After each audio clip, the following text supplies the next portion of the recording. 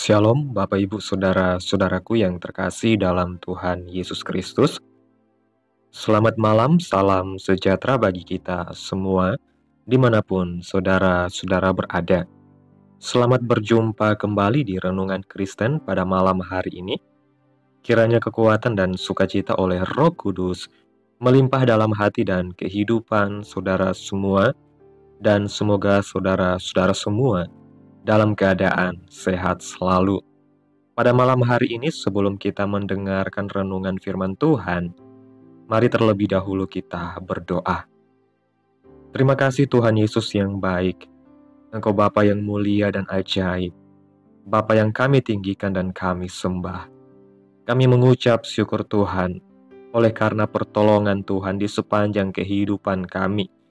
Kami boleh dimampukan Tuhan untuk melewati hari ini, melakukan tugas tanggung jawab kami, mengerjakan segala aktivitas kami dengan pertolongan Tuhan. Pada saat ini ya Tuhan, kami hendak mendengarkan firman-Mu.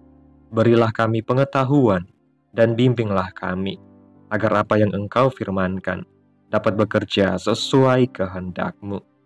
Bukalah hati dan pikiran kami untuk mendengar dan menerima firman-Mu.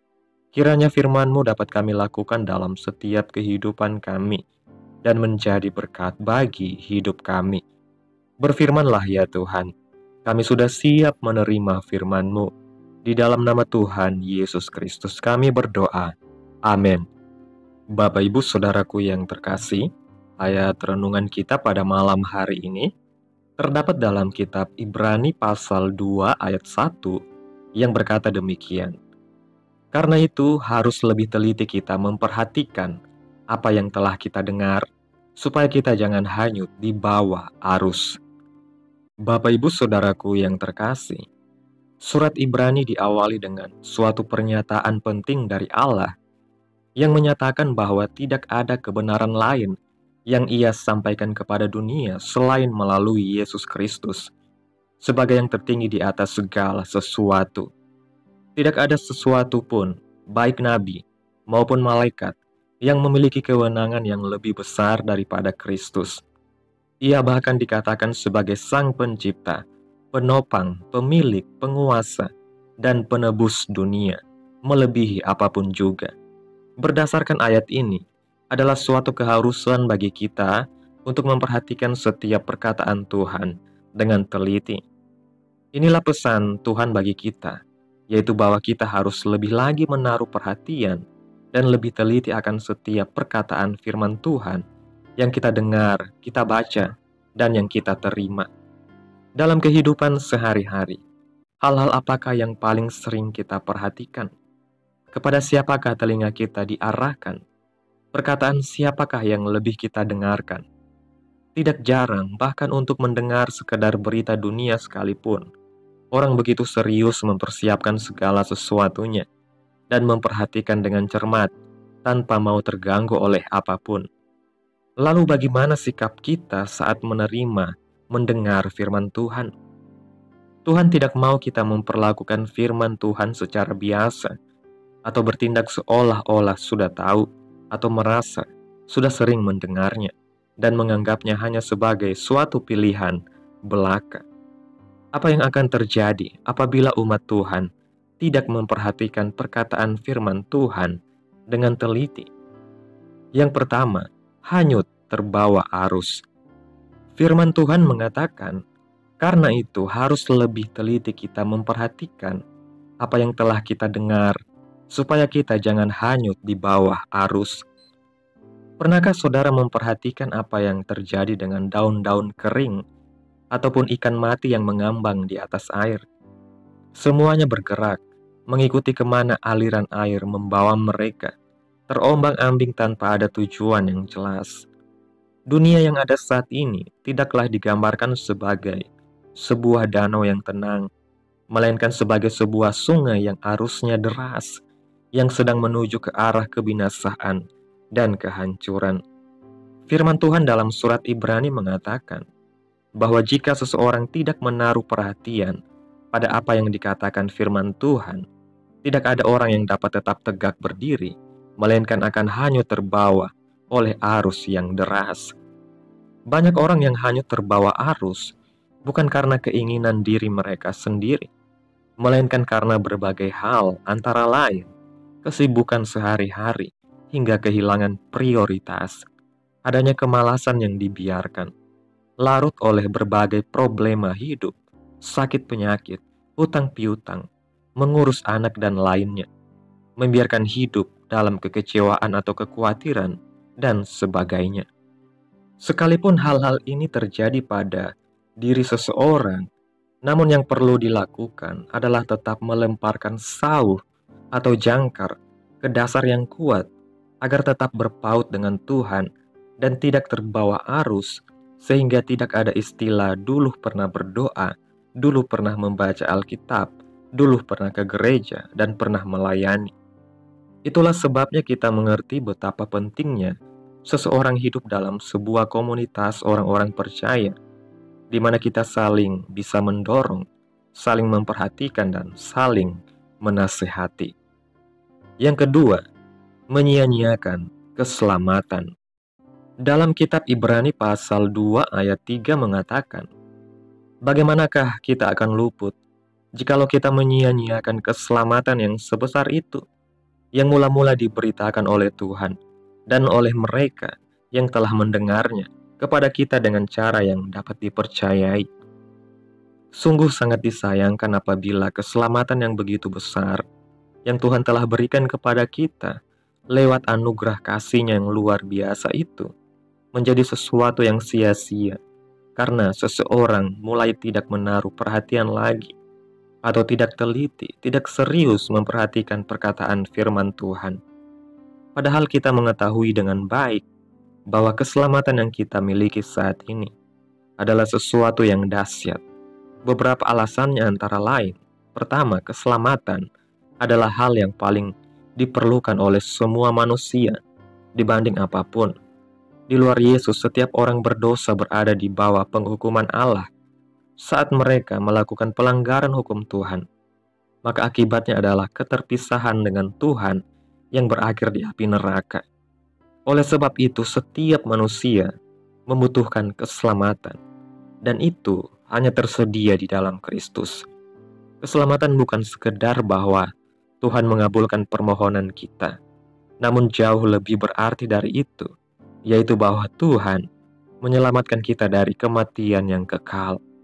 Yang kedua, keselamatan dapat datang kepada kita dari pribadi Yesus sendiri. Yesus sendirilah yang rela meninggalkan kealahannya dan mau merendahkan dirinya menjadi manusia demi untuk menunjukkan jalan keselamatan kepada kita.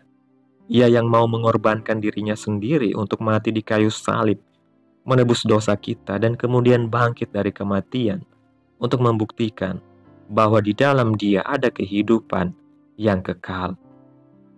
Yang ketiga, keselamatan Kristus diteguhkan oleh banyak saksi bahwa itu benar. Bahwa keselamatan bukan saja diberitakan mula-mula oleh Tuhan, tetapi juga diteruskan kemudian oleh banyak saksi yang telah mendengarnya. Apa yang dilakukan Yesus bagi kita bukanlah suatu cerita fiksi yang diragukan kebenarannya, seperti yang disangkakan orang-orang, melainkan sebuah fakta sejarah yang tercatat di Alkitab dan diteguhkan melalui banyak saksi. Yang keempat, keselamatan diteguhkan oleh Yesus lewat kesaksian dan mujizat yang dilakukan para murid. Bagaimana murid-murid bergerak memberitakan kabar keselamatan yang disertai dengan tanda-tanda dan mujizat adalah bukti bahwa Roh Kudus telah dicurahkan kepada setiap orang percaya setelah ia bangkit dari kematian dan naik ke surga. Dan kuasa Roh Kudus yang bekerja dalam diri orang percaya tidak berhenti sampai pada zaman kisah para rasul saja, namun hingga saat ini juga. Kuasa Roh Kudus tetap sama bekerja di dalam dan melalui kita hingga sekarang ini. Tentu saja kita tidak mau menjadi orang yang hanyut terbawa arus dan menyia-nyiakan keselamatan hanya karena kita tidak mau menaruh perhatian yang sungguh-sungguh kepada perkataan firman Tuhan, baik yang kita terima, yang kita dengar, maupun yang kita baca, karena kita tahu bahwa firman Tuhan adalah pelita bagi kaki kita dan terang bagi jalan kita.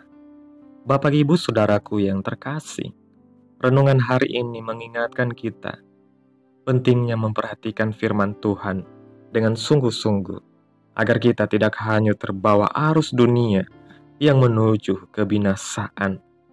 Tuhan telah memberikan firman-Nya sebagai pedoman hidup, tetapi seringkali manusia lalai dan lebih memperhatikan hal-hal duniawi.